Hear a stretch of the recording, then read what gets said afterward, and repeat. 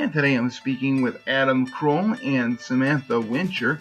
They are students at Peters Healy High School and part of the community garden. Samantha, how did the community garden at Peters Healy High get started and how big is it? Well, it started in June 2013 when Superintendent George brought the idea of a school garden to our FFA advisor, Pat Tax. We started with 3 plots, each 25 by 25. And Adam, what has been the student response to the community garden here, as well as the response by the community?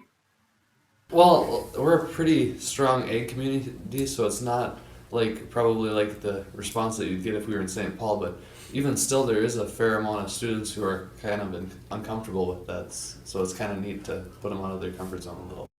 I know Mrs. Tax, our advisor, was telling me that when they're out working in the garden during the summer, people that have plots too, they'll come and help out and help pick beans or do whatever just because they like being with the kids and getting involved. And Adam, what is the purpose of the community garden here at Peters Healy High?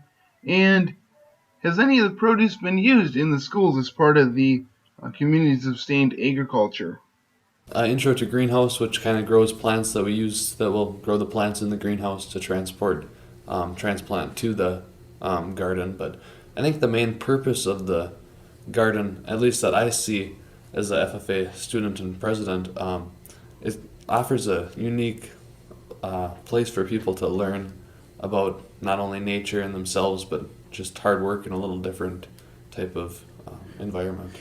Actually, this fall, I think we were still using some of the green beans that we'd grown in the summer for the lunch program, but also, yeah, people can purchase a subscription to a weekly delivery of produce.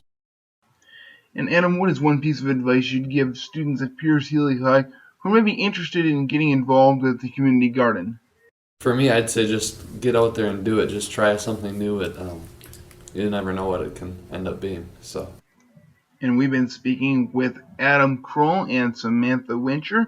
They are students at Peters Healy High and involved in the community gardens here at Peters Healy High School.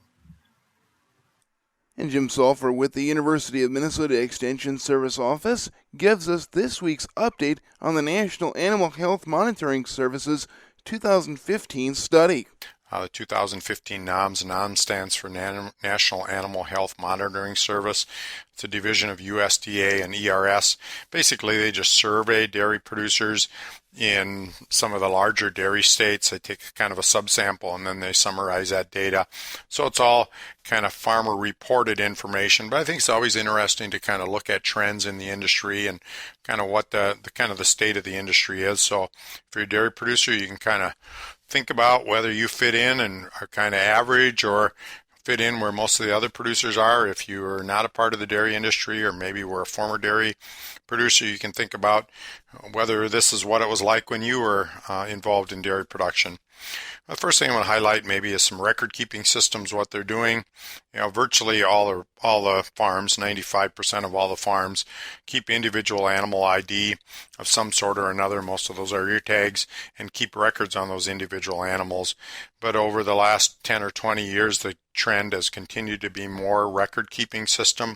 Right now, about half of all farms or half of all operations have some kind of on-farm record-keeping system that they keep records on. Not surprisingly, the largest farms, over 500 cows, 98% of those, I'd like to find those 2% that have 500 cows and don't have a computerized record-keeping system. But what maybe surprised me a little bit is they have a classification of very small dairy operations, which would be less than 30 cows. Even among that herd size, 20% of all of those used computers to keep track of their cows and a record-keeping system with them. When you look at what record-keeping system is the most popular, of course it's DHI, but the on-farm computerized record-keeping system. I think if we looked at Minnesota data, Dairy Comp would by far and away be the most popular source, or Dairy Comp and Scout, which are made by Valley Ag. But when you look across these, Dairy Comp is the number one at about 30% of all operations with software programs, but not really pretty well split up. You've got PC Dart at 22%, you've got DHIA Plus at 25%, and then you've got some minor ones that are a little bit below that, but they really segregate themselves out based on herd size. The larger herds of 500 cows or more, about 68% of those have dairy comp. The medium-sized herds of 100 to 500 cows, about 30% of those have PC Dart, and that's the #1 program. And then of the smallest herds, under 100 cows, it's DHI Plus, and it's about 37% of the people with computerized records have that particular program. When you look at breeds, I always think that's kind of interesting, and we hear a lot about Jerseys, and of course Jerseys have been growing.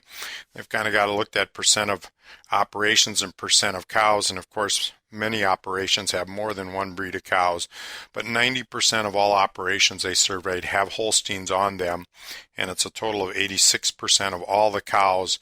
So it used to be a little bit closer to 90%, so the percent of cows that are Holsteins have been slipping a little bit, but it's still by far predominantly the #1 breed. Jerseys have been growing. Right now about 28% of all operations have a Jersey on them, or at least one Jersey, and it's still about 8% of the cows. So we really still haven't reached 10% of the cows of the people surveyed, at least in this survey, that have Jerseys, and beyond that it really falls off. The next closest would be Brown Swiss with less than 1%, and the other breeds really fall off to a pretty low level, except for crossbreds. They're about 5% now, so of all the cattle that are out there, about 5% of them are crossbred. So it has been growing, and I know there's a lot of discussion in the Minnesota, but it's still a pretty minor portion of at least all the cattle are out there right now. When you look at heifer inventory, how many people have them raised on site or raise their own heifers or have them custom raised off site? About 92% of all people raise their heifers on site, so they're born and raised in the same place that the dairy is. And as you might imagine, the larger dairies, that's a lower percentage. That's about 60%, and about 12% of all operations they're born on the site, but they're raised off site somewhere else, maybe raised for a period of time on site, then off site. When you look at steers, and these really separate themselves out from east to west. We're in the eastern region. They kind of split this out in the east and a west region. In the eastern region where we're at, about 10% of all dairy farms actually raise their bull calves on site, sell them for dairy beef. When you get out west, that drops to about 5%. And even when you look where they're sold, 65% of all the bulls in the Midwest are sold through auction barns, and that really drops off. It's about 30% for out west. Most of those are sold to a kind of what they would consider a calf ranch, but they're never brought back to the dairy. Of course, they're bull calves that are sold. Calving areas, but we're seeing more and more multiple cow calving areas. It's up to now about 60% all of operations. Again, larger operations, that's closer to 80%. And then calving in individual pens, it's really mixed, but the smaller farms tend to calve more in individual pens, and the larger ones tend to calve more in those group pens. Stillbirths, that's an area we've really made a lot of progress on. Right now, about 95% of all calves that are born are still alive. They're born alive and still alive at 48 hours. That's basically the definition that they use for that. And that has improved probably 3, 4, 5% over the last 10 or 15 years. And I just attribute that to a lot better monitoring of really our calving pens. We've got some technologies. The larger farms often manage them 24 hours a day. And of course, our animals are more valuable, both bull calves and heifer calves, than they maybe were. So I think it's probably worth the labor to do that. So that's a little bit about some of the information that we've had through the NOM survey. I'll maybe be covering more in some future broadcasts because it's about 280 pages, so they do a lot more than just these topics. But I think it's kind of interesting to think about where you fit in or how the industry's maybe changed over time, and will it continue to see some of the changes that we've seen in the past. Jim Sulfur, dairy specialist with the University of Minnesota Extension Service Office, talking about the 2015 NOM study here on Cruising Morrison County.